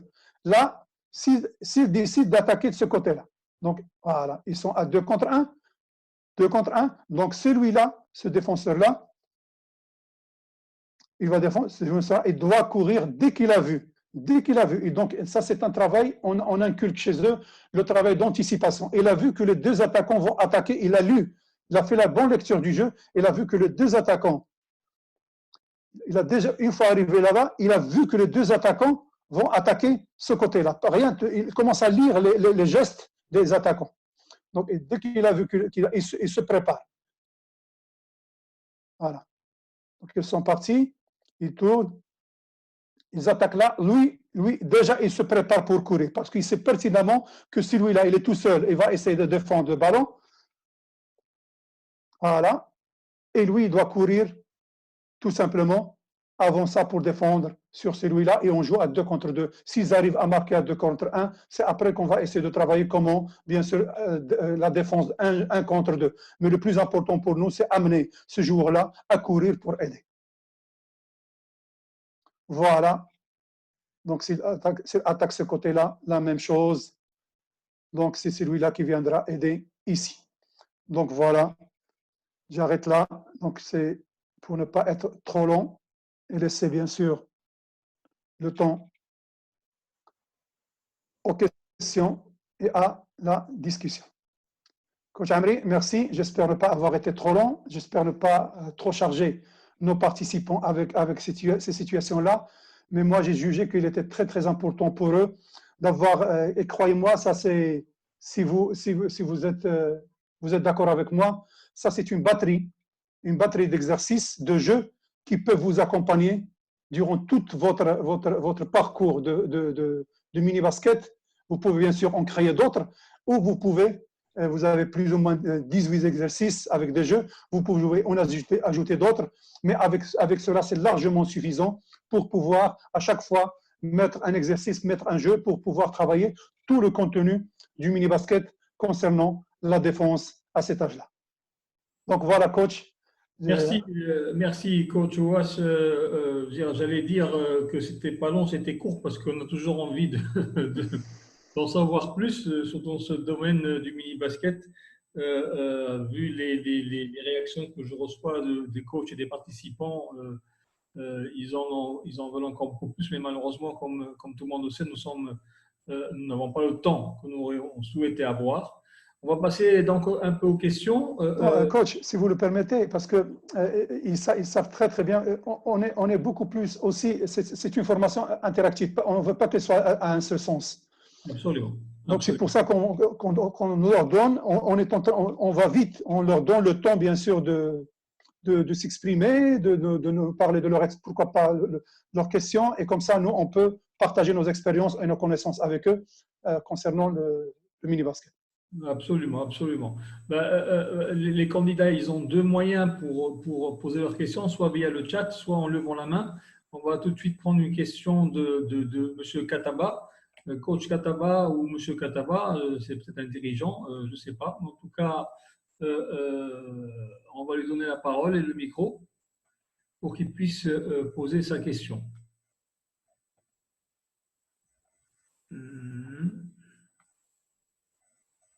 En attendant qu'il puisse… Voilà, je crois qu'il a…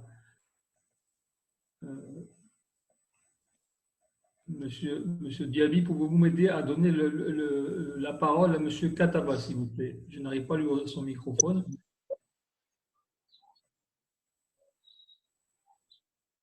En attendant que M. Kataba ait le microphone, nous avons une question de M. Hayati, je crois, qui demande pour qu'une séance soit bonne, réussie, il faut combien, quel est le nombre de maximum de joueurs que vous pensez qu'il doit y avoir? Bon, ça n'a pas, ça ne correspond pas à notre thème, mais quand même, je vais essayer de répondre. On sait tous qu'en mini-basket, le nombre, dans une séance mini-basket, le nombre, c'est tous les enfants, le nombre va toujours dépasser les 16, va toujours dépasser les 18.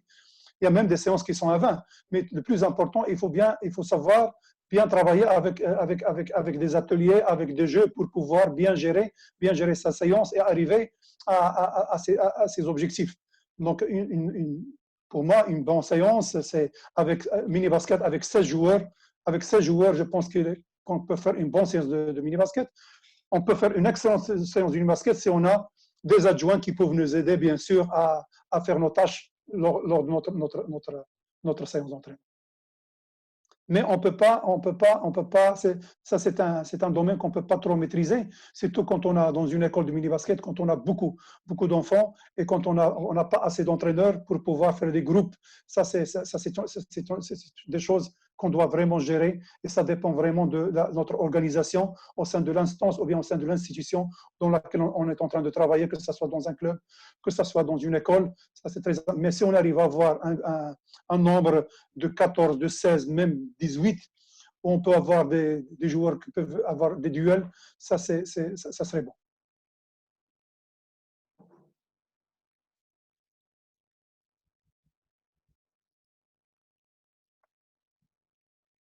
Je t'entends. Il y a votre micro, coach, qui est... Je disais que Moussa Diarra a la parole et le microphone si vous posez sa question. Moussa? Oui, bonsoir, coach. J'ai Bonsoir. une question. La défense homme à homme, c'est U combien, U8, U9 ou U12, on peut les travailler la zone? Parce que vous avez dit la zone, il ne faut pas initier les enfants à la zone. Donc, c'est à partir de quelle catégorie on peut initier? Le U12 ou le U10 ou le U11, on peut initier la zone? Juste bonne question, et c'est une bonne préoccupation. Donc, juste vous rappeler que maintenant, avec les directives de FIBA, même avec les U14, c'est strictement la défense homme à homme. Donc, tout le parcours du mini-basket, c'est la défense individuelle. En plus du mini-basket, c'est encore, avec les U14, les 12-13 ans, on est toujours en défense homme à homme. C'est à partir une fois qu'ils dépassent, une fois qu'ils sont U16, c'est à partir de là qu'on peut leur apprendre la défense de zone. Tout simplement parce que la défense du zone, c'est une défense qui est tactique. C'est un recours, je l'ai toujours dit, c'est un recours tactique où le joueur, ce n'est pas notre thème, mais pour leur préciser par rapport à la défense homme à homme. Quand on travaille la défense homme à homme, c'est une responsabilité individuelle. C'est une responsabilité, c'est un challenge. Il y a beaucoup d'aspects qu'on travaille. Mais quand on travaille la défense de zone, on a une responsabilité dans un espace et pas une responsabilité d'un joueur. Et ça, c'est très, très important de ne pas du tout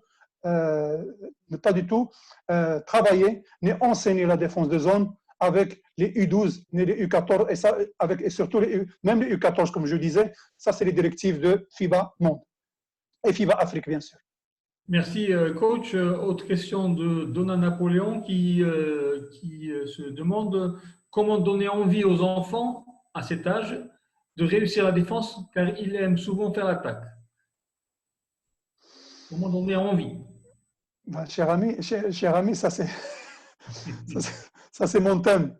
Ça c'est le thème, c'est pas avec les paroles, mais c'est à travers des jeux, à travers des jeux. On va pas dire à l'enfant, hey, Ismaïl, tu dois aimer. Non, c'est à travers des jeux qu'on est en train de faire. Par exemple, quand on a vu, donc c'est quand on leur fait des jeux quand on fait entre deux et on dit au joueur celui qui va marquer.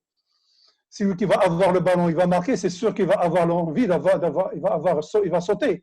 Quand il saute, il va sauter avec une envie d'avoir le ballon. Quand il va pour attaquer, et ça s'inculque comme ça. Donc l'envie, ça se travaille, ça vient comme ça.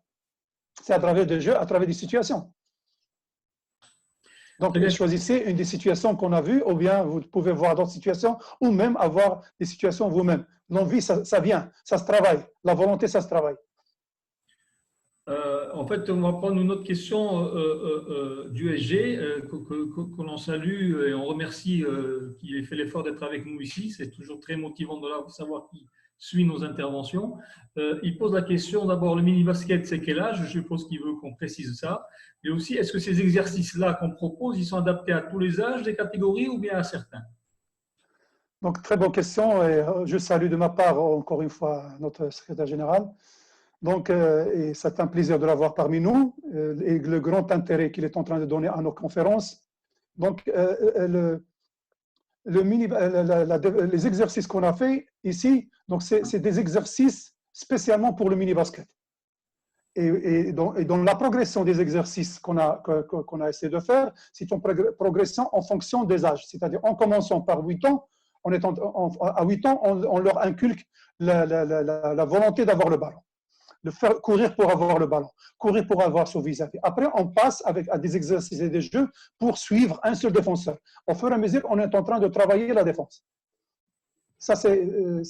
Donc, jusqu'à arriver au dernier âge de mini-basket, qui est bien sûr 11-12 ans, dernier âge de mini-basket, c'est à partir de là qu'on va travailler ce qu'on appelle la responsabilité collective, c'est-à-dire comment défendre sur un joueur qui défend sur un joueur qui n'a pas le ballon, et surtout, si ce joueur-là est loin du ballon et du panier, c'est là qu'on va commencer à faire des exercices qui est un peu difficile, pas difficile, mais un petit peu adapté pour voir comment le joueur peut se situer pour pouvoir voir son vis-à-vis et aller aider, pouvoir aller aider. Et quand est-ce qu'il peut aller aider? Il ne peut pas aller aider s'il ne voit pas le ballon. Il ne peut pas aller aider s'il ne voit pas le porteur de le ballon. Et en plus, en dernier lieu, il ne peut pas aller s'il n'est pas en bonne position pour aller aider. Et tout ça, c'est bien sûr, c'est dans la dernière étape du mini-basket. Et pourquoi pas, si on n'arrive pas à le faire, c'est en première étape des U14. Mais pour moi, c'est une progression qui est très, très importante et très, très pédagogique. Merci, coach. On va essayer de prendre une question audio de la part de M. Nadji Abdjelil. On va essayer de voir si on peut lui donner le microphone.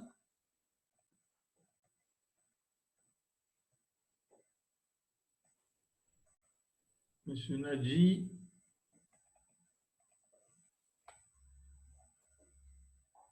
Voilà, Monsieur Nadji, vous avez la parole.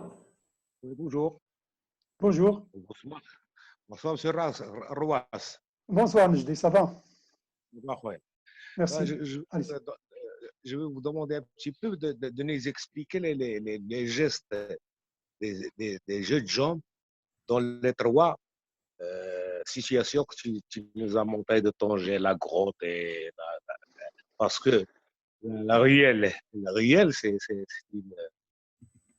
Surtout sur la ruelle. La ruelle, voilà. Donc la ruelle, on n'est pas… Oui, vas-y. Je m'excuse. Parce que, sur ma connaissance, il y a les jeux de jambes de défense, il y a 2 ou 3 sortes de jeux de jambes, de mouvements. Ce n'est pas les jeux de jambes, les mouvements. Parce que celle-là, c'est ce que tu vas dire, ce que tu vas nous expliquer maintenant, c'est intéressant parce que tout le monde sache que les jeux de jambes se font latéralement avec des pas chassés. Mais c'est les croisements des jambes que je veux savoir. Merci. Donc, bonne question. Donc, ça, je vais l'expliquer pour vous, parce que pour les participants. Parce qu'à cet âge-là, en faisant le couloir qui est ruelle d'une personne, moi, je suis sûr et certain que les joueurs ils vont eux trouver la solution. Mais dans cette situation-là, la ruelle, les joueurs ils ne peuvent pas se mettre en position fléchie. C'est très important que le joueur qui est attaquant, il va partir disons, en course, jogging normal, mais l'autre, lui aussi, il va partir en course, mais latéralement, comme j'ai bien montré, en ayant les bras en haut pour ne pas toucher le défenseur et en courant avec des pas, non, je dirais pas croisés, mais des pas différents du course. C'est un comportement du corps auquel les joueurs doivent être habitués et c'est une course que les joueurs vont acquérir au fur et à mesure qu'ils vont acquérir plus d'habileté motrice. C'est pas le déplacement défensif. Ce n'est pas du tout le déplacement. Le déplacement défensif de la droite vers la gauche, l'orientation, quand je suis face à mon défense, quand je défends sur quelqu'un que je contrôle. Pourquoi j'utilise le mot contrôler et ne pas contrôler? Parce que je suis en train de parler en langage mini-basket. Je le contrôle, ça veut dire que je suis face à lui. Je ne le contrôle pas, ça veut dire que je suis un de ses côtés. Si je suis un de ses côtés, donc je dois le contrôler. Et donc pour le contrôler, donc je dois faire cette course de ruelle. C'est ce que j'utilise moi. Vous pouvez trouver un astuce vous-même pour expliquer à vos joueurs comment courir avec les bras hauts et ne pas toucher. Et c'est une dissociation. C'est un grand travail de motricité, de dissociation, parce que les jambes sont en train de courir et les bras sont en haut. Et ce n'est pas évident parce qu'on a l'habitude de courir avec une synchronisation. Et ça, c'est un travail aussi qu'ils peuvent acquérir avec des exercices de motricité d'un côté, de dissociation, et avec un travail, bien sûr, qu'on peut faire sur le terrain. Merci, coach. On va prendre rapidement aussi une question audio encore de Julien Augvès. On va essayer de… Voilà, monsieur Julien, vous avez la parole. Bonsoir, coach. Bonsoir à tous.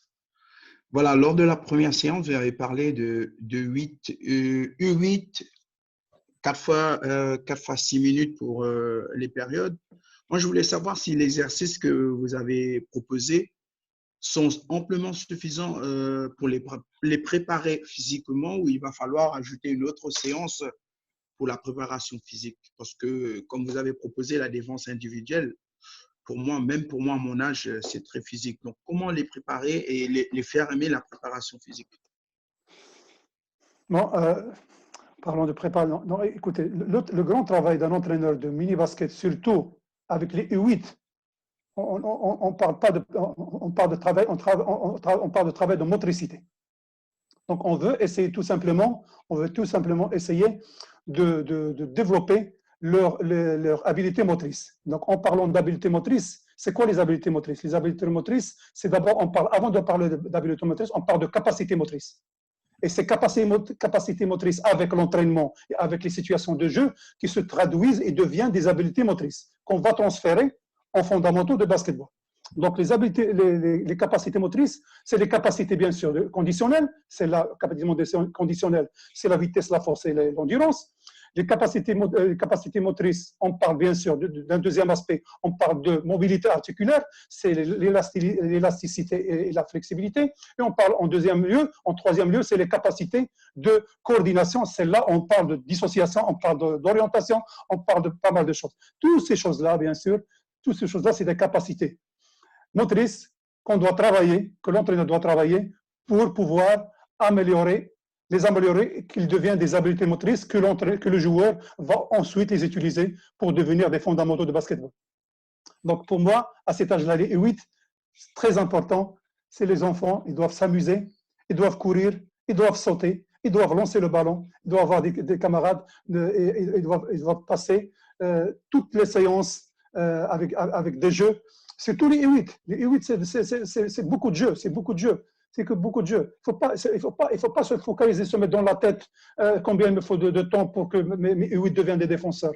Non, moi, les défenseurs, les U8, c'est après. Le défenseur, d'abord avoir des qualités humaines, avoir des qualités morales, savoir ce que c'est courir pour ne pas lâcher, courir pour avoir de la volonté, courir pour rattraper, c'est avoir de la volonté, ne pas lâcher. C'est tous ces aspects-là moraux qui vont nous permettre d'abord à préparer nos jeunes pour le futur.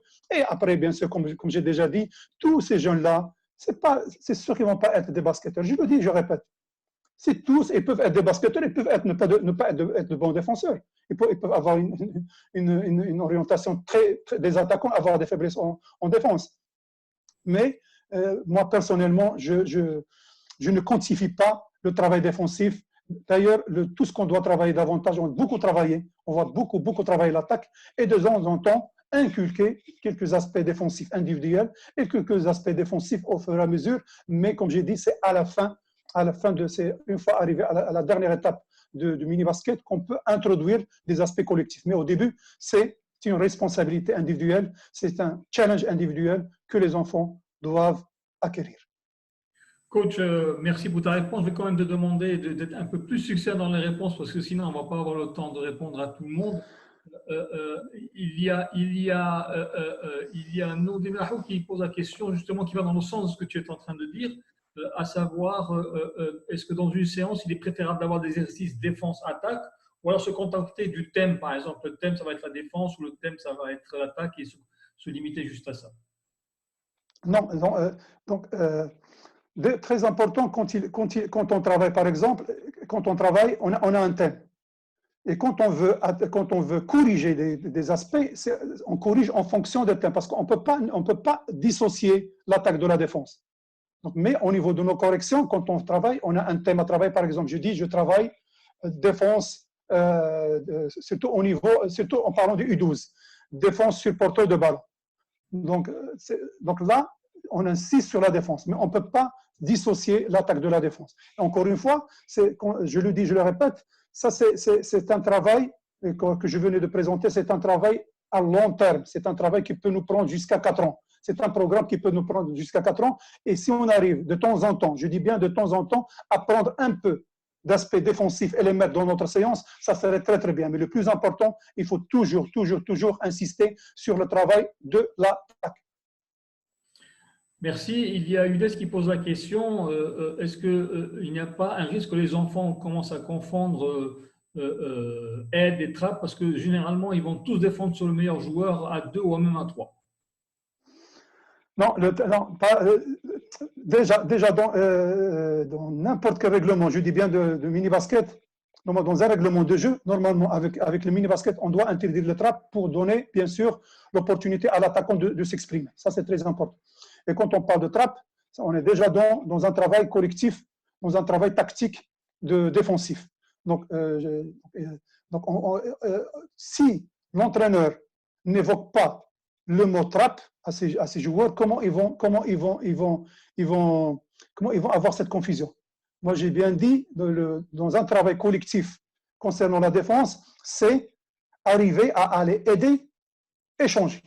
Moi, je suis allé prendre ton vis-à-vis, tu étais en difficulté, moi, je suis allé aider. Donc, moi, toi, en tant que défenseur, tu dois automatiquement courir, rattraper et aller prendre mon vis-à-vis. Et on arrive jusque-là. Donc, les trappes et tout ça, c'est pas au mini-basket. Et je peux peut-être préciser que dans certains règlements de mini-basket, c'est une faute technique de prendre un joueur à 2 ou à 3. Donc, c'est une faute technique et le ballon est automatiquement remis à l'équipe adverse. Oui, en plus, coach, tout dépend, encore une fois, ça dépend. Je peux ajouter à ça, et merci, coach. On arrive dans des règlements où on interdit le 1 contre 1 tout terrain. Donc, les défenseurs, surtout avec les U10, avec les U8, les défenseurs doivent attendre les attaquants leur vis-à-vis au niveau de la ligne du mi-terrain pour au moins laisser les défenseurs, les attaquants plutôt, s'exprimer et faire monter le ballon, mais pas passer tout le match, tous les 4 cartons avec une pression totale sur eux. Ils n'arrivent même pas à dépasser, ça c'est la déception totale de leur part. Merci, coach.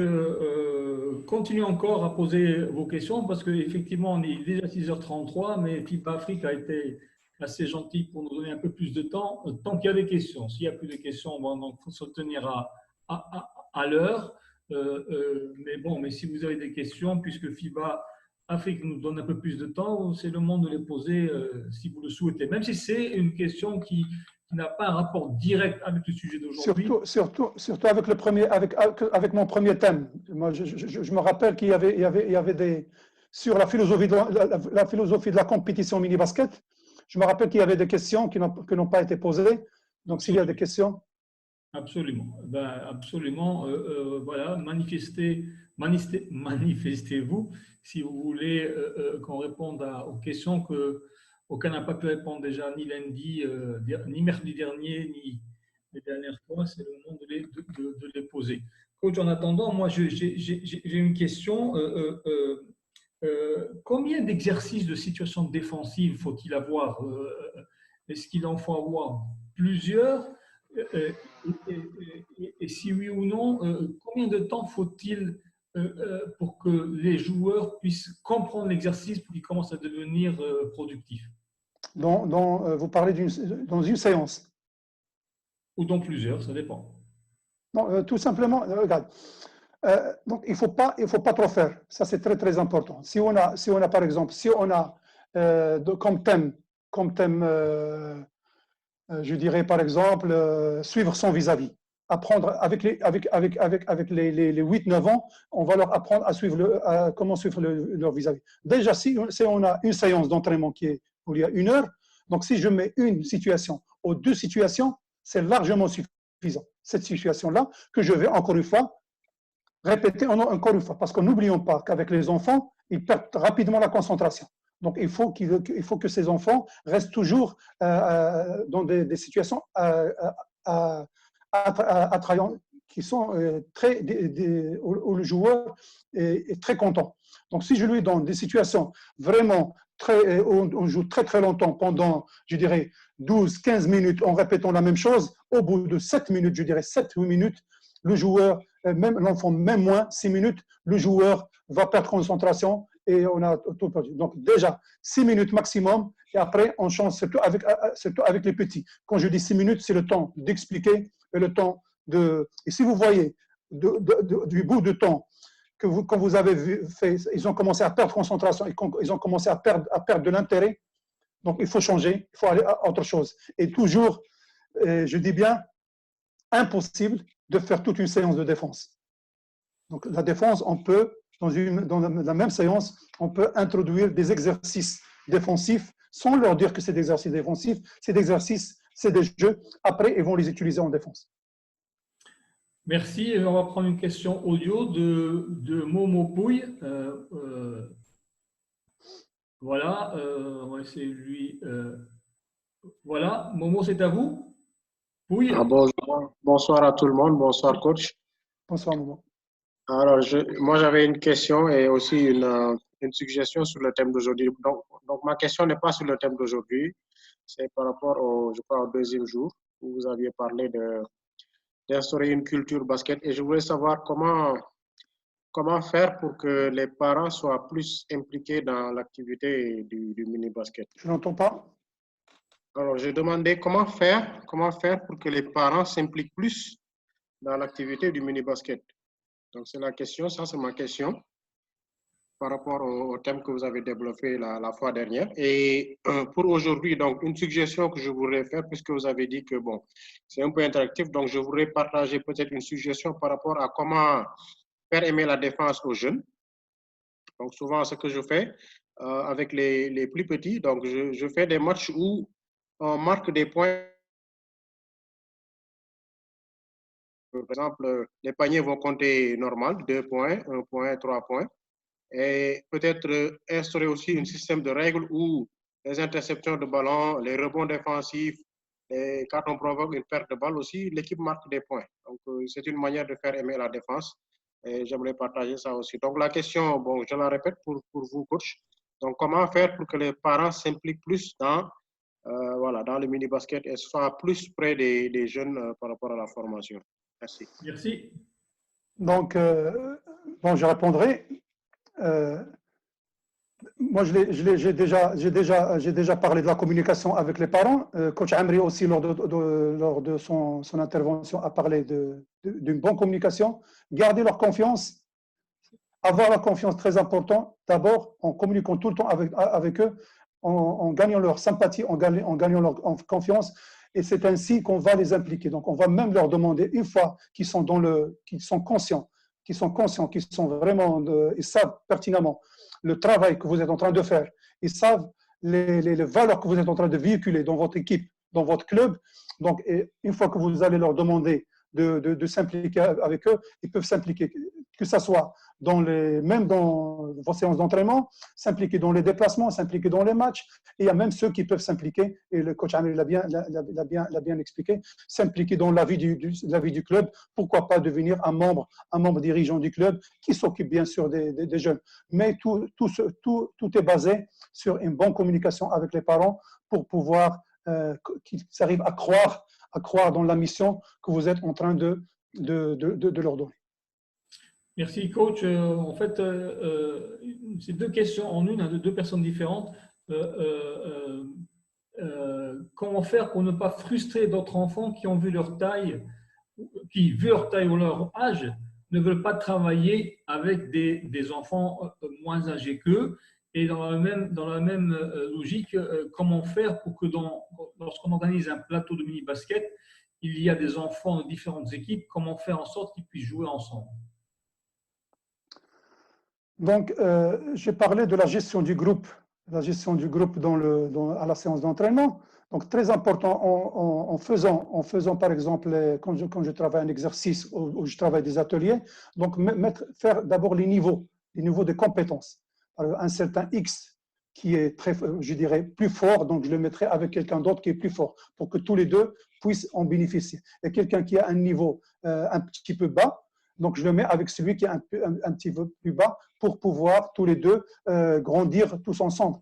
La frustration, bien sûr, la frustration, ça va dans les deux sens. La frustration, si je mets quelqu'un de faible, pas je dirais faible, mais quelqu'un avec un niveau plus bas, avec quelqu'un qui a un bon niveau, celui qui a un niveau bas, il ne va pas progresser. Celui qui a un niveau, il sera écœuré. Celui qui a un bon niveau, il va pas progresser, donc il va pas aimer, il va être démotivé, et le contraire. Donc, très important au niveau, en faisant des groupes de travail, donc savoir bien faire les groupes. Ça d'un côté. Au niveau quand il s'agit d'une compétition mini-basket, que ce soit plateau, meeting, donc il est très important de voir une discussion, je dis bien une discussion entre les entraîneurs, une discussion ouverte, donc et ne pas s'éloigner de l'esprit et de la philosophie du mini-basket. On est tous là pour que les joueurs, les enfants jouent entre eux, qu'ils passent de bons moments. On est là pour que la compétition soit un moyen d'éducation, pas une fin en elle-même. Donc, on peut, par exemple, les deux équipes, on peut se rapprocher, les deux entraîneurs peuvent se rapprocher avec l'accord, bien sûr, des responsables, des organisateurs, et leur dire, nous, on va, par exemple, moi, je vais vous prêter des joueurs, vous, il va me prêter les joueurs et faire des matchs. Moi, je me rappelle dans des expériences qu'on a vécues, le tournoi est déjà terminé, il y avait des terrains qui sont libres, il y a des équipes qui viennent nous contacter quand on organise le festival, ils viennent nous contacter, ils nous disent, Coach Rouas, il y a un terrain qui est libre là-bas, est-ce qu'on peut aller jouer là-bas? Et tout simplement, on va essayer de leur procurer un arbitre, et ils vont jouer dans un match qui n'était même pas programmé, et que le plus important, c'est que les enfants jouent. Le plus important, c'est ne pas s'éloigner, rester dans la philosophie de mini-basket, ne pas dire qu'on est là pour gagner. Et là, ça, c'est les entraîneurs d'abord, dire on est là pour que les joueurs en profitent, pour que les joueurs jouent le maximum, et voilà. Voilà, merci coach. Juste pour répondre à quelqu'un qui me pose la question en privé, alors que j'aurais préféré qu'il la pose à tout le monde. L'âge de mini-basket, c'est de 6 ans à 12 ans. Hein. C'est U8, U10 à U12. Coach Rouas l'a bien précisé la dernière fois lors de son intervention. Combien de séances hebdomadaires faut-il en mini-basket, demande Emmanuel. Déjà, le minimum, il faut 2 séances d'entraînement. 3 séances, ça serait bien. Et tout dépend bien sûr, tout dépend de quelle catégorie. Parce qu'une seule séance, ce n'est pas suffisant. Le problème, c'est qu'avec les heures supplémentaires, avec quelques engagements des enfants dans l'école, avec l'emploi du temps, mais avec les U8, avec les U10, avec les U12, c'est 2 séances minimum. Mais avec les U12, s'il y a 3 séances, c'est bien. S'il y a 2 séances, c'est pas mal. Mais minimum 2 séances d'entraînement. Moins une séance, ce n'est pas suffisant. Ou ceux qui veulent qu'on lui rappelle quelle est la longueur et la largeur d'un terrain U8, U10 et U12. Donc, moi, j'ai le truc sur mon diapositive. Donc, les U12, c'est un terrain, ça peut être un terrain de 28 sur 15, le basket, et il peut être à 26, il peut aller à 24. Ça, c'est le U12. Les autres, c'est à partir du 24 jusqu'à 22. Et le U8, c'est à partir du 20 jusqu'à 18.